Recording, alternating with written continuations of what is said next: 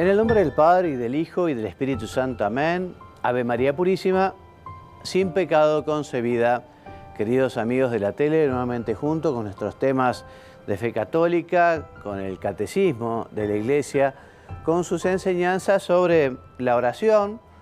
Y ya hemos visto el capítulo primero, que es la llamada universal a la oración, el capítulo segundo, la tradición de la oración, vimos el artículo primero, y estamos en el artículo segundo, que es el camino de la oración. Recordarán, la semana pasada hablamos de la oración al Padre, la oración al Señor, como el Espíritu Santo, Paráclito, también tiene que ser una de las personas de la Trinidad con las que tenemos que dialogar, rezar, ¿no? Sobre todo con esta oración, ven Espíritu Santo, ¿no?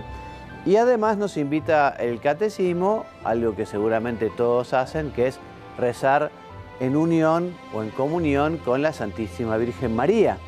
Entonces hablamos la semana pasada de la oración del Ave María y ahora les contaré un poquito sobre la oración del Rosario. La oración del Rosario tiene un origen medieval, porque aquellas personas que no sabían leer y escribir sustituyen lo que es llamada la liturgia de las horas, o también llamado oficio divino, que está compuesto por salmos, por himnos, por oraciones. Entonces se tomó la costumbre de reemplazar la liturgia de las horas por el rezo del Ave María, 10 Ave Marías, Padre Nuestro y Gloria. Fue evolucionando también el rezo del Rosario, ¿no? En Oriente, a modo de letanía, se reza el Acatistos y la Paráclisis, dos himnos litúrgicos orientales, sobre todo en las iglesias bizantinas. En cambio, las tradiciones armenias, coptas y siríacos se rezan himnos y cánticos populares a la Madre de Dios. También en Oriente se rezan los Teotoquia, que son himnos, los himnos de San Efrén y de San Gregorio Narek, que ahora, como en internet se encuentra todo, si tenés curiosidad por conocer un poco este tema, que quizás jamás escuchaste estas oraciones del rito oriental, ¿no? Bueno, podés buscar justamente himnos de Gregorio Narek o de San Efrén. Bueno, la Santísima Virgen es la orante perfecta y es figura de la Iglesia. Es nuestra Madre, nos la dejó el Señor en la cruz, de los últimos regalos que nos deja Jesús, cuando le dice a ella, he aquí a tu Hijo. Estaba San Juan y en él estábamos todos de alguna manera representados, ¿no? Entonces nosotros, cuando le rezamos a la Virgen, bueno, nos unimos con ella para aceptar el designio del Padre, que envía a su Hijo para salvar a todos los hombres, y también como el discípulo amado, como San Juan, la acogemos como Madre nuestra, ¿no? Qué privilegio el de San Juan, haber tenido a su tutela, a su cuidado. También le podemos agradecer al evangelista, ¿no? Que haya tratado con tanto cariño a la Santísima Virgen por pedido de Jesús, después que el Señor ascendió a los cielos. Por eso te invito, como lo hace la Iglesia, a rezar con la Santísima Virgen, ¿no? Y rezarle a ella, porque ella es la gran intercesora, es el canal por donde nos llegan las gracias, los regalos de Dios, incluso los milagros. Dios ha querido que efectivamente ella se convierta como en el conducto, ¿no? en el canalón, ¿no? Por donde Jesús o por donde Dios da sus regalos, sus gracias, ¿no? Nos dice también la Lumen Gentium, el documento del Concilio Vaticano II, estas ideas, ¿no? Y finaliza con que la Iglesia también está unida a la Virgen en la esperanza. La esperanza que justamente nos invita a creerle a Dios, que Él está cerca, que nos va a ayudar. La esperanza que estamos con Él aquí en la tierra y sobre todo la esperanza de que podremos alcanzar la bienaventuranza eterna. Bueno, como ya habrás visto en otras oportunidades, el catecismo nos facilita un pequeño resumen después de haber tratado algún texto más o menos extenso, hace un pequeño resumen y acá nos dice el resumen que, como escuchaste, la oración está dirigida principalmente al Padre, se dirige a Jesús, en especial con la invocación de su nombre, el bendito nombre de Jesús. Jesús, Hijo de Dios, ten piedad de mí, que soy un pecador, ¿no? También nos recuerda el catecismo que estamos llamados a invocar al Espíritu Santo, ¿no? Ven, oh Espíritu Santo Paráclito, Consolador. Por eso en la oración personal, en el diálogo con Dios, vale la pena hacer el esfuerzo por hablar con Dios Padre, hablar con Dios Hijo Salvador, Jesús, y tratar al Espíritu Santo, tercera persona de la Santísima Trinidad. También, como te decía recién, la Iglesia nos invita a invocar al Espíritu Santo como maestro de la vida interior, como maestro de la oración cristiana. Se dice que estamos en el tiempo del Espíritu Santo, ¿no? Porque si bien cuando la Santísima Trinidad obra ad extra hacia afuera, obran las tres divinas personas, pero por apropiación se dice que en la creación fue el tiempo del Padre, en la redención, la salvación fue el tiempo del Hijo, y que ahora estamos viviendo el tiempo del Espíritu Santo, el tiempo del santificador. Jesús nos decía, es necesario que yo me vaya, así les envío otro Paráclito, otro Consolador que os enseñará y les explicará las cosas. Bueno, también entonces, en virtud de su cooperación singular con la acción del Espíritu Santo, la Iglesia ahora también en comunión, en unión con la Santísima Virgen para ensalzar con ella las maravillas que Dios ha realizado en ella y también para confiarle súplicas y alabanzas. Y así finalizamos el artículo 2, pasamos al artículo 3, que es sobre los maestros y los lugares de oración. Y el primer tema que trata el catecismo es de cómo aprovechar la playa de testigos, o sea, playa es la cantidad innumerable de testigos que son los santos, que los santos con su vida, con su ejemplo, con sus escritos, nos han dejado muchas enseñanzas sobre la oración, sobre cómo se reza en la Iglesia, en cómo es la tradición de la oración en la Iglesia. Porque los santos, justamente, dice el catecismo, participan en la tradición viva de la Iglesia, ¿no? ¿Por qué? Por el modelo de su vida, por su santidad, por la transmisión de sus escritos, de sus enseñanzas y por su oración actual. Los santos están ahora en la presencia de Dios, gozando del paraíso, han alcanzado el premio, ¿no? Y justamente ellos se han convertido en intercesores, o sea que uno puede acudir a ellos para que a su vez ellos le pidan a Dios.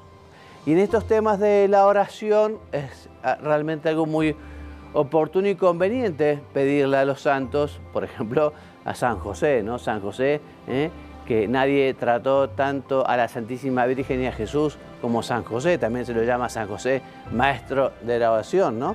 Y le pedimos que interceda por nosotros para que nos ayude a ser piadosos, rezadores, personas de oración, que sepan ir profundizando esa cercanía con el Padre, con el Hijo, el Espíritu Santo, con la Santísima Virgen. Por eso a los santos podemos y debemos rogarles que intercedan por nosotros y por el mundo entero. Y esto es lo que es la comunión de los santos. ¿Te acordás ese misterio que rezamos en el credo? Hacia el final, creo en la comunión de los santos. ¿Qué quiere decir el misterio de la comunión de los santos? El misterio de la comunión de los santos es la referencia a que existe una verdadera comunicación entre los fieles que estamos en la tierra y aquellos que se encuentran en el cielo. Como también existe una comunicación entre los que estamos en la tierra y los que están preparándose para el cielo en el purgatorio. Esa comunión, ¿no? en la cual justamente la oración es eficaz. Nosotros rezamos por las almas del purgatorio, nosotros pedimos a los santos del cielo, los santos del cielo interceden por nosotros, ¿no? Así que, en fin, por eso la Iglesia nos invita a recordar a los santos y además en esos escritos que nos han dejado podemos aprender tantas cosas, ¿no? En los escritos de Santa Teresita del Niño Jesús, para aprender la infancia espiritual de Santa Teresita, o de Santa Teresa de Ávila, otra gran santa, San Juan de la Cruz, tantos clásicos, San Agustín, San Ignacio de Loyola. O sea que leyendo a los santos, San Ignacio justamente tiene su conversión a través de la lectura espiritual, ¿no? A través de la lectura espiritual que lleva a la oración, y así este hombre se decide entregarse plenamente a Dios, ¿no?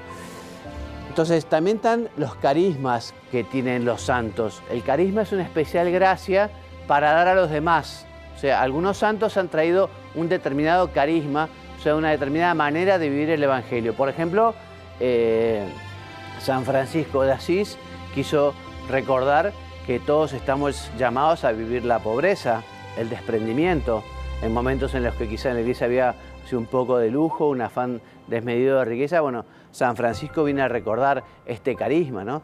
Santa Teresa, ¿no? La Madre Teresa de Calcuta, con su carisma, ¿no? De llegar a los más pobres, a los más necesitados, a pedir al mundo que las mujeres no maten a sus hijos con el aborto, sino que se los den a ellas para que efectivamente prevalezca la vida. Bueno, y los santos han traído su carisma, ¿no? Que es una especial manera, digamos, de vivir el Evangelio, y nos han dejado como ejemplo también para que nosotros lo vivamos. Son ejemplo, el espíritu, por ejemplo, dice el catecismo, ¿no? El ejemplo de Elías y Eliseo, de Juan Bautista, que también ha llevado a que las personas quieran alejarse, como están aquí en la foto, alejarse un poco del mundo, ¿no? Para entrar en una oración más contemplativa, alejada del mundo, ¿no? Y así los eremitas, los religiosos, ¿no? Tomando este ejemplo, deciden consagrarse al mundo, separándose del mundo, incluso haciendo esos votos tan característicos de la vida religiosa, de pobreza, castidad y obediencia, ¿no? También todo lo que tiene que ver con las diversas corrientes litúrgicas y teológicas. ¿Vos te acordás que la liturgia hace referencia especialmente a las celebraciones en honor y alabanza de Dios, ¿no? Especialmente la Santa Misa. La Santa Misa, digamos, es la liturgia más importante porque efectivamente allí se renueva el sacrificio de la cruz, el sacrificio del Calvario, ¿no? Pero también, digamos, otras corrientes litúrgicas que tienen que ver con otras celebraciones, ¿no? Bueno, son fuentes de oración, ¿no? Igual que las diversas corrientes teológicas, dice el catecismo, se encuentran también en una espiritualidad que muestran cómo el espíritu de oración incultura la fe en el ámbito humano y en su historia. ¿Qué es esto de la inculturación de la fe? La inculturación de la fe hace referencia a cómo la fe influye en la cultura. La fe influye en la cultura, ¿no? Y la mejora y la edifica. Recordemos, no sé, cuando llegan los españoles o cuando llegan los religiosos a un lugar como México, donde los aztecas allí ofrecían corazones humanos, ¿no? A su dios Huichilobos, que cortaban con cuchillos de obsidiana, no conocían el acero, entonces unos cuchillos de piedra, ¿no? O sea que mataban a los hombres para ofrecérselo a su dios, ¿no? Evidentemente la fe esto lo lleva a superar completamente, porque una cultura de este tipo, ¿no? Que puede ser incluso antropófaga, en fin, ¿no? Entonces la fe está llamada justamente a mejorar, a sacar lo mejor de la cultura, y cuando se va inculturando la fe en el ámbito humano, en la historia, la va haciendo más perfecta esa cultura, la va ayudando, digamos, a sacar lo que pueda ser de inhumano o antihumano o que la degrade. También las diversas espiritualidades cristianas participan en la tradición viva de la oración y son guías indispensables para los fieles. Espiritualidades, ¿no? Bueno, la espiritualidad que tienen, por ejemplo, quienes siguen la regla de San Benito, los benedictinos, ¿no? Que, por ejemplo, bueno, ellos acogen en sus monasterios a las personas para que puedan hacer oración, para que puedan hacer retiros espirituales. Bueno, hay muchas espiritualidades Entonces, en este sentido, el Espíritu Santo ha soplado y ha dado una gran variedad, una gran riqueza de espiritualidad y, por lo tanto, fuentes de oración. Por eso dice el Catecismo, en su rica diversidad, estas espiritualidades reflejan la pura y única luz del Espíritu Santo. Bueno, antes de leerte la cita de San Basilio, vamos a ir al corte y después seguimos.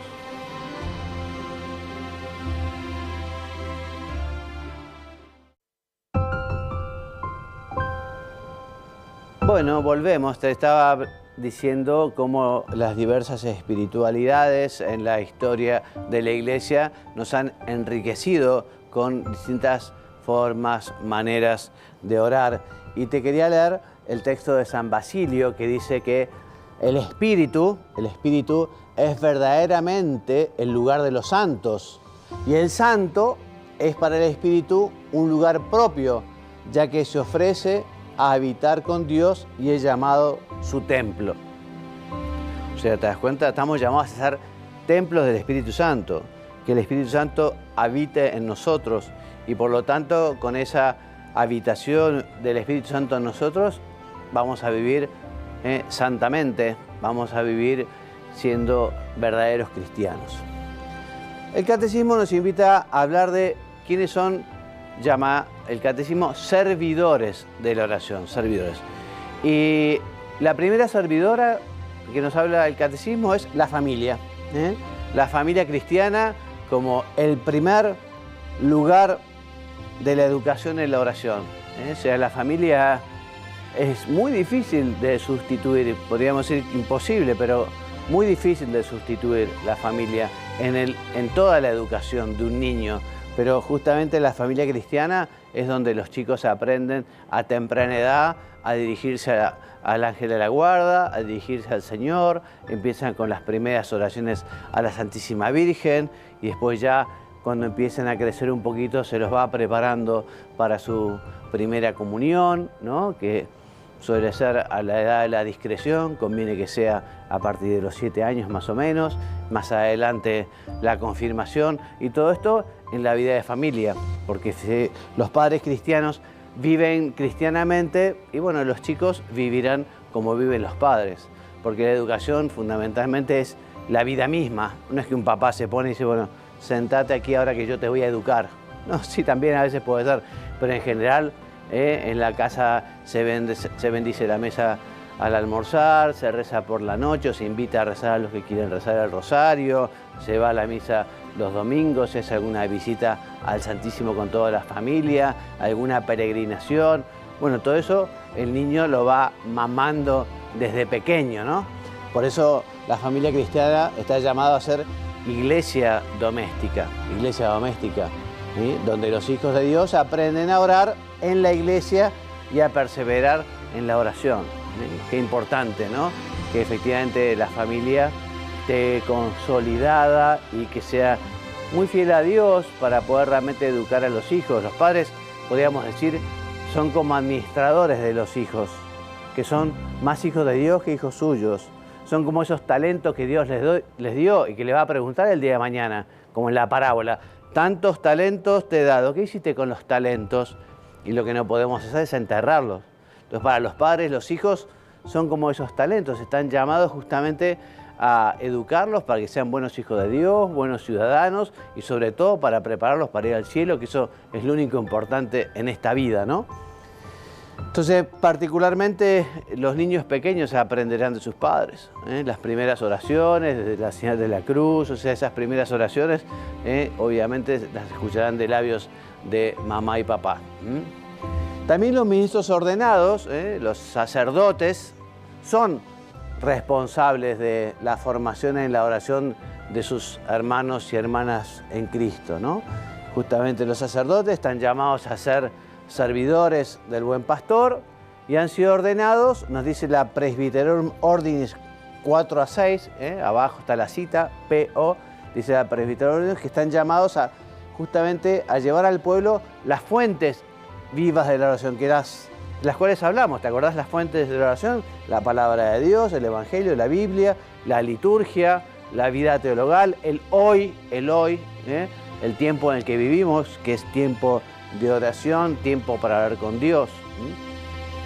Los religiosos que se han consagrado y que consagran su vida a la oración, ¿no?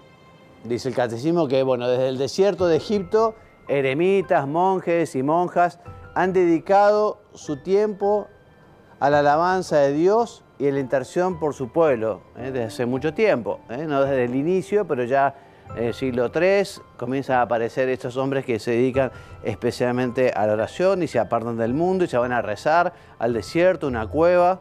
A veces son muchos, entonces ya se agrupan y comienzan a organizarse y así empiezan las primeras reglas, ¿no? Las reglas como la de San Benito, las primeras reglas monásticas, que es un poco la organización de ese grupo de personas que se ha apartado para dedicarse a la oración y a la contemplación, ¿no? Entonces el catecismo nos dice que justamente esta vida consagrada no se mantiene ni se propaga sin la oración, O sea que es una de las fuentes vivas de la contemplación, de la vida espiritual en la iglesia. Es muy importante la acción, tanto para los sacerdotes como para los religiosos, la acción. Pero la acción tiene que ir precedida de la oración, porque si no podemos caer en el activismo, ¿no? Y efectivamente hay que ocuparse de los cuerpos de las personas, del alimento de las personas, pero sobre todo hay que ocuparse de las almas, de las personas, del espíritu, ¿no?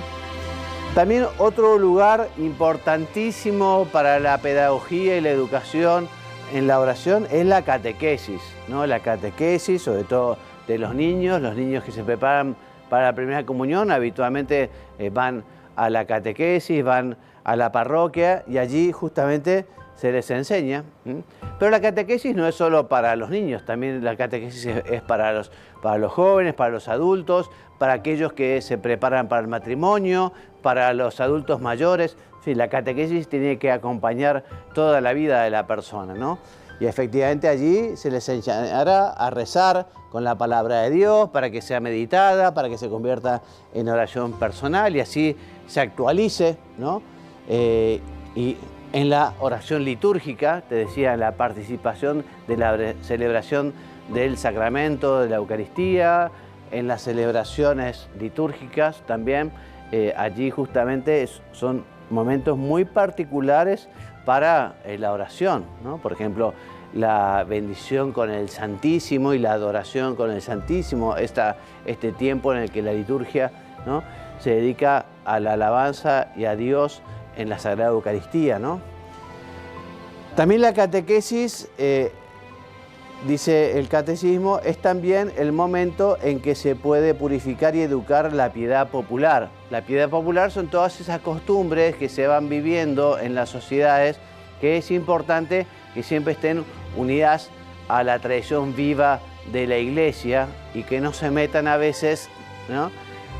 A veces, como te decía, la cultura puede tener quizá algunas tradiciones que no se deben relacionar especialmente con la fe porque se contraponen a ella, ¿no? Se contraponen, no sé, cosas que tengan que ver con la magia, la adivinación, no sé, hay cuestiones así. Entonces, por eso la catequesis purifica también esas costumbres, ¿no? Porque la piedad popular tiene que ser realmente, tiene que seguir la tradición de la Iglesia, ¿no? Nos dice el catecismo que es oportuno y conveniente memorizar. De hecho, nosotros, siendo chicos, memorizamos las primeras oraciones, ¿no? Pero además las memorizamos porque después es la oportunidad de profundizar. Una vez que uno conoce, después tiene esa capacidad de profundizar. Aquello quizá que se aprendió un poco así de memoria, sin pensar mucho y sin entender mucho, después cuando uno va evolucionando en la oración, en la meditación, tiene esa capacidad, como la aprendió, como la sabe, ya profundizar en el sentido que tiene aquello. También el catecismo nos habla de los grupos de oración, muy bueno, que tienen que ser escuelas de oración. De hecho, es muy conveniente y es muy corriente en los movimientos o en las parroquias, justamente que se junten personas para la adoración, para el canto. Ello, la verdad que ayuda muchísimo, ¿no? Por eso es el catecismo que son hoy uno de los signos y uno de los acicates de la renovación de la oración en la Iglesia. ¿no?, los grupos de oración, a condición de que beban justamente de las auténticas fuentes de la oración cristiana. Siempre volvemos a lo mismo, las fuentes, la tradición. Por eso la salvaguarda de la comunión es señal de la verdadera oración en la iglesia, ¿no? La comunión con la iglesia, ¿no?, que será comunión con el obispo, obviamente, en comunión con el Papa. Muy bien, el Espíritu Santo da a ciertos fieles dones de sabiduría, de fe y de discernimiento para dirigir almas. Es lo que se llama la dirección espiritual o el acompañamiento espiritual, que no solo los sacerdotes, sino que en la larga tradición de la Iglesia ha habido muchas personas que han acompañado a los fieles y justamente en ese acompañamiento se procura ayudar a que esa persona escuche la voz del Espíritu Santo, que esa persona se dedique a la oración y a tratar de comprender o conocer cuál es la voluntad de Dios para realizarla. La confesión frecuente suele ser un espacio muy corriente para la dirección espiritual o el acompañamiento espiritual. Por eso, aquellos y aquellas que han sido dotadas de tales dones son verdaderos servidores de la tradición viva de la oración. En este sentido, a la hora de buscar un director espiritual, alguien que nos acompañe, un confesor, dice San Juan de la Cruz, dice: considerad bien entre qué manos se pone, porque tal sea el maestro, tal será el discípulo, tal sea el padre, tal será el hijo. Y añade San Juan de la Cruz: no solo el director debe ser sabio y prudente, sino también experimentado. Y obviamente un hombre piadoso y un hombre de vida espiritual, ¿no? Porque como dice el catecismo, si el guía espiritual no tiene experiencia de la vida espiritual, es incapaz de conducir por ella a las almas que Dios en todo caso llama e incluso no las comprenderá, ¿no? Por eso, evidentemente, a la hora de buscar un confesor, un director espiritual y que se acompañe, uno buscará a alguien que realmente procure ser piadoso, procure su santidad, etc. Respecto de los lugares favorables para la oración, bueno, en primer lugar, la iglesia. La iglesia, casa de Dios, es el lugar propio de la oración litúrgica, de las celebraciones, de la comunidad. También es el lugar privilegiado para la adoración a Cristo en el Santísimo Sacramento del altar. Acá tenemos dos fotos justamente de Jesús en la custodia y personas que están adorándolo, ¿no?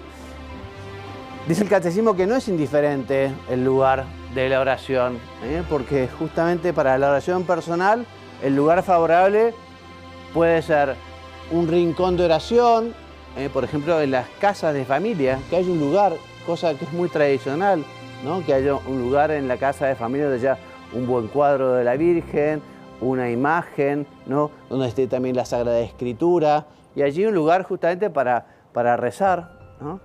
En algunos lugares tienen un pequeño santuario familiar, un pequeño oratorio, un pequeño lugar especial para poder recogerse en oración y hablar con el Señor. Nos dice también el catecismo que los monasterios justamente son lugares donde se favorece la participación de los fieles en la oración de las horas o liturgia de las horas. Se favorece un lugar para la soledad, para la paz, porque bueno, para rezar es difícil rezar en medio de la calle. Se puede, obviamente, rezar en medio de la calle, en medio del ruido, pero cuando uno encuentra paz y serenidad en estos lugares, se reza mucho mejor, ¿no? También las peregrinaciones, el peregrinar, el caminar, ¿no?, a veces unos cuantos kilómetros, bueno, es muy lindo porque es como un retiro espiritual. Cuando uno camina unas cuantas horas peregrinando, incluso ofreciendo el sacrificio que supone una caminata, ¿no?, bueno, uno va rezando, va pensando, va haciendo examen de conciencia, y además esas peregrinaciones son una visita que uno va a hacer a la Santísima Virgen, ¿no?, o por ejemplo al apóstol Santiago, cuando hace el Camino de Santiago, y tantos lugares de peregrinación, ¿no? Y nos dice también el catecismo que los santuarios son para los peregrinos en busca de fuentes vivas, lugares excepcionales para vivir en la iglesia las formas de la oración cristiana. Y terminamos con el resumen de este capítulo segundo, diciendo que en su oración la iglesia peregrina se asocia con los santos, cuya intercesión solicita, o sea, la mediación, acudir a los santos. Recordemos, las diferentes espiritualidades cristianas participan en la tradición viva de la oración, ¿no? Y son guía preciosa para la vida espiritual. La familia cristiana es el primer lugar de la educación para la oración, y también los ministros ordenados, los sacerdotes, los consagrados, la catequesis, los grupos de oración, la dirección espiritual, aseguran en la iglesia una ayuda para la oración, lo decíamos recién. Y respecto de los lugares más favorables para la oración, el oratorio personal o familiar, los monasterios, los santuarios de peregrinación y sobre todo el templo, que es el lugar propio de la oración litúrgica para la comunidad parroquial y el lugar privilegiado de la adoración eucarística. Bueno, hemos terminado, Dios mediante. La semana que viene continuaremos con el capítulo 3 y hablaremos de la vida de oración. Me despido enviándoles la bendición, que Dios los bendiga y los haga muy santos. Amén. Hasta la semana que viene, si Dios quiere.